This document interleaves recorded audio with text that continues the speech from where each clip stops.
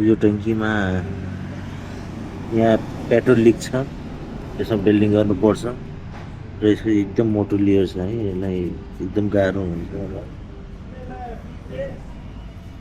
सेलाएको छ।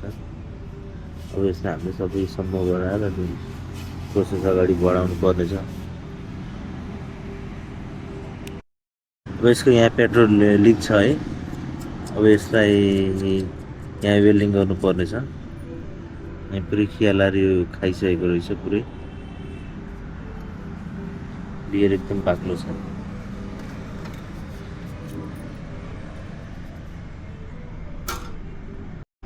हामीले सबै पार्ट्सहरू खोल्दैछौँ।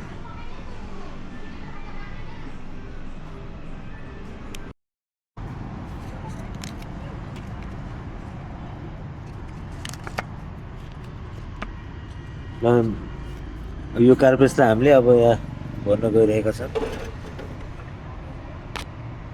लाग्यो क्या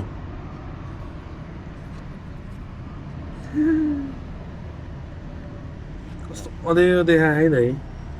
प्योर भिडियोमा गर्ने हो कि खै गर त यता त्यो काट।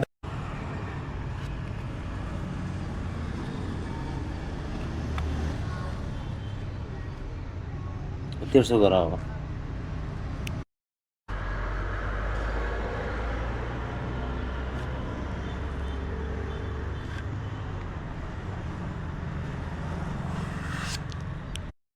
यसो चेसिसमा कलर भइसकेको छ। हाम्रो बडी फिल्डर र कारप्रेसको काम हामी यहाँ सर्फेसर लगाउन जाँदैछौँ।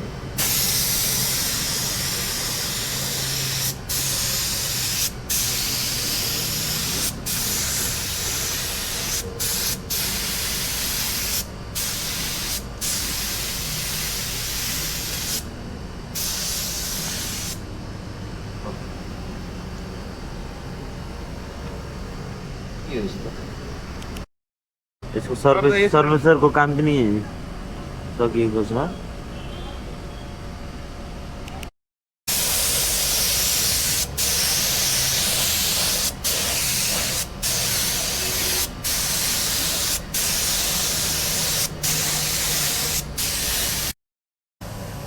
हामी यसमा अब फाइनल कलर लगाउन जाँदैछौँ।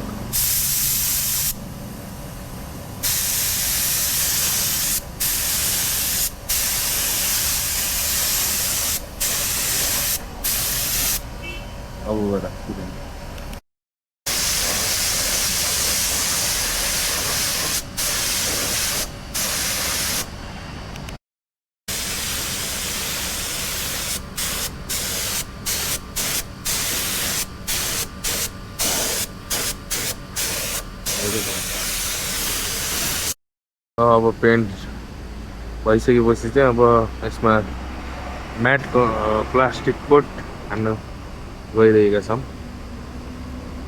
धन्यवाद। Mat plastic coat हाल्दैछौँ।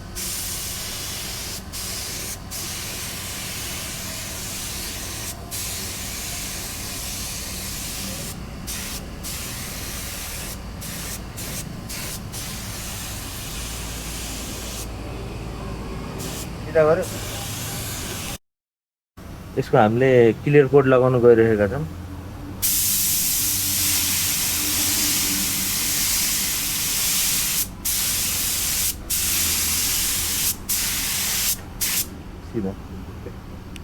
हाम्रो यो म्याट ग्रिनमा यसको पेन्टको काम सकिएको छ है। यो दुईटा बक्स अब हामीले यसमा लगाउनु पर्ने भनेको क्रोम मोडगार्ड, अगाडि र पछाडि क्रोम, अनि यो साइडको बक्सहरू पनि क्रोम नै हो। अब यसको पेन्टको काम सकिएको छ, अब फिटिङ मात्र बाँकी छ।